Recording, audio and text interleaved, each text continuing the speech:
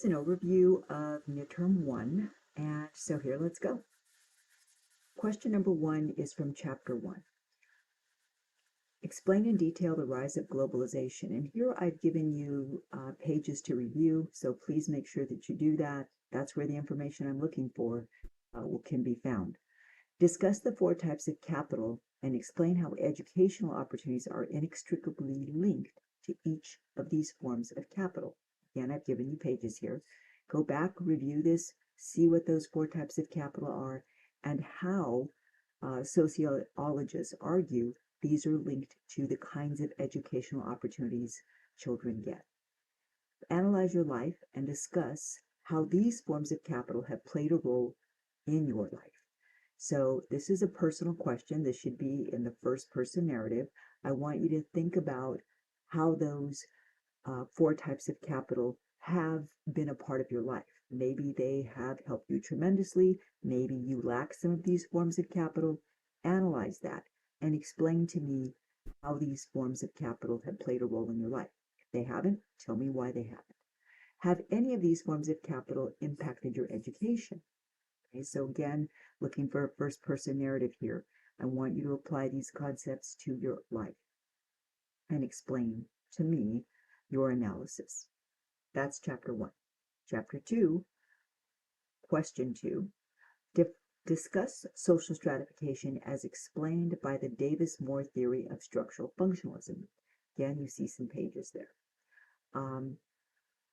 Remember the Davis-Moore theory? It was, of course, criticized by Melvin Tooman. And so make sure you review what the Davis-Moore theory is arguing, because they do try to explain how social stratification occurs and why they think it does have benefits for society. Explain the two major classes of Marx's social stratification theory and the other 2 classes used in the theory. Again, some pages for you to take a look at. Choose one of the theories not discussed in the first 2 parts of this question. Okay, so don't choose Davis-Moore theory. Don't choose Marxist theory. Choose a different theory that is discussed in this chapter and fully explain the theory. Analyze how well it explains social inequality. Okay. Remember to support your ideas with details. That's Chapter 2. Chapter 3. Explain how the world system after World War II was restructured. Be sure to include the role of the military and the creation of global organizations. Again, some pages for you to review there. Discuss the 5 most negative conditions associated with sweatshops. Discuss at least 2 unionization efforts or anti-sweatshop movements that have attempted to deal with these negative conditions. Analyze how well these efforts have worked. Last question, question 4. Analyze how American ideology promotes the idea of social mobility. Again, I've given you some pages to review there. Explain the 3 myths of the American dream. Why do most Americans consider themselves to be middle class? And what role does the media play in their belief? That is, how does the media shape the way we think about our social class?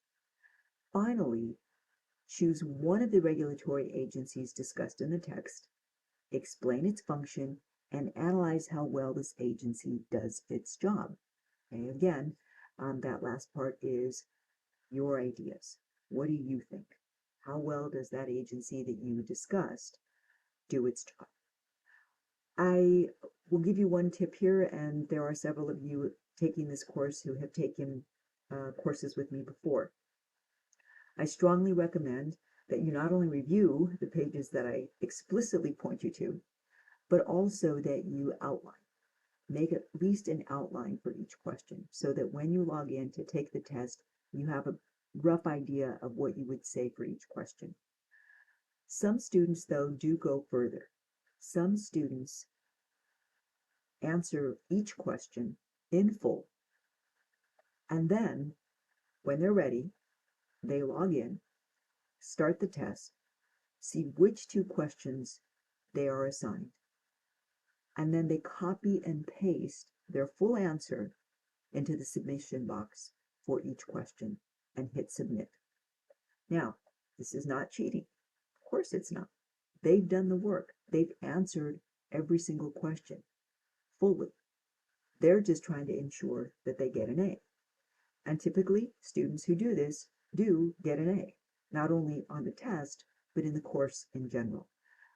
So you know what kind of student you are, you know how much time and effort you want to put into this. But I guarantee if you do study and you at least make an outline, you will probably do fairly well on this exam. That's it for now.